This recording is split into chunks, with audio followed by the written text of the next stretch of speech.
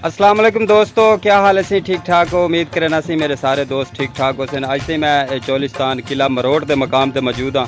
तो दोस्तों मेरे नाल रासो अज मैं तुहानू किले की सैर करवाने वाला सी।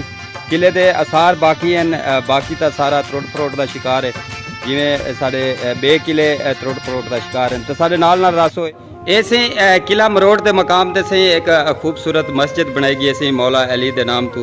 सुनना चाहते सी, असा इतों पूछे से जड़े दोस्तों को आदन से उन दौर के मौला अली मुश्किल कुशा ने था कदम मुबारक रखे सी, उनकी निस्बत के हवाले नाल से इतना मस्जिद बनाई गई है। और अंदर के मनाजर तो लिखे पे से इतना दोस्त आके नमाज पढ़ते हैं। हुण भी कुछ दोस्त नमाज पढ़ते पे।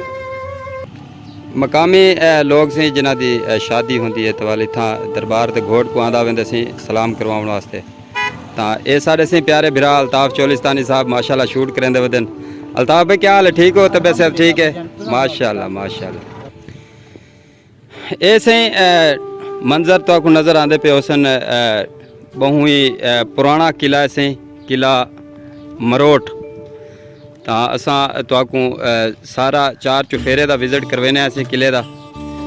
जैसे इतना किले ते एक बहु बड़ा एक टावर बनाया गया सी। ई टाइम मैं टावर ते हाँ सी ते मैं सोचे क्यों ना मैं ई टावर तो खड़ के तो बाहर के मनाजर दिखावा, जेड़ा जो काफ़ी दूर तक तो नज़र मार सकते वैसे किला भी जमीन बोझ थी पे तो सारा किला जरा नजरदा पिया सी। इस टाइम हथ मेरे कंबदे पे से क्योंकि काफ़ी बुलंदी ते मैं आया खड़ा तो इतें ही जिथा खड़े हैं से इतों ही बस पिछू हटसूँ इंशाल्लाह। तो ये तो मैं किले के मनाजर दिखाने वास्ते से स्पैशल इतना आया हम। ये लोग ही दरबार से सलाम करन आन अज घोड़ पर नीजन वेंदा पे। तो उम्मीद करें ना कि तो ये मनाजर बहुत अच्छे लगते पे सन। और सामने से तंबू लग्या खड़े उठा सारा काठे से चोलिस्तान के सारे अगवान इतने इकट्ठे थींदे पे। उतों का हाल हवीला जरा वो तो एक अलग वीडियो के मिल सी। तो मेरे नाल रासो हुण दुआ कराए कि मैं नाल खैर तले लै वजा उत्ते तो मैं आ गया हम। ये बाहर के मनाजर से पूरे चोलिस्तान के तो असा उतू खड़ के दिखे दे पे हैं। अगर तले ध्यान मारूँ तो तले ढेर सारी से ऊंचाई है। ये टावर उतू दे जा हाली ढेर ऊंचा है सही नज़र आंदा पिया उसी तो दोस्तों को।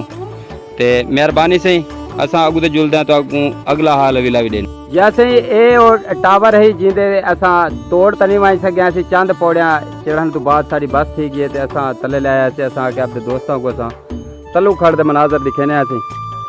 तो बहु एक अच्छी चीज़ से लिखी खड़ी है मोर्चे के बाहर से तो फौज के मोर्चे भी हैं। पलटना झपटना ये क्या है से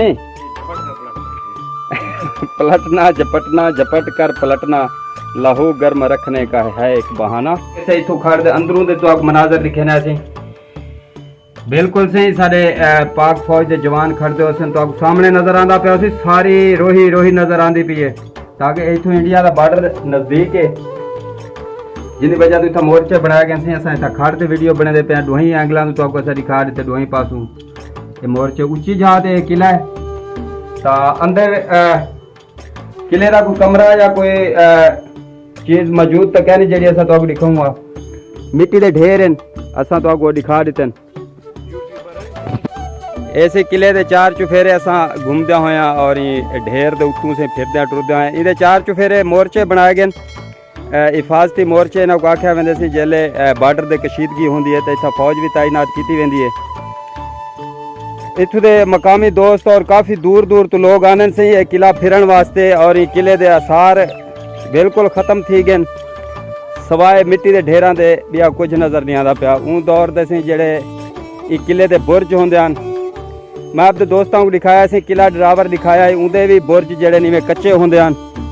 जिमें सामने एक बुरज तो नज़र आता पाया उसी थोड़ा जहा अपनी हालत खड़े थे। यो जो बुरज हैं जिन्हों को पक्का करवाया गया। कुछ दीवार भी नज़र आने पे ऐसे बाहर दे आसार ये किले दे। वो टावर हाली भी नज़र आंदा पे से जरा उच्चा टावर असा तो दिखाया से बिल्कुल ढह गए और काफ़ी बड़े बड़े खड्डे से चार चुफेरे लगे पे।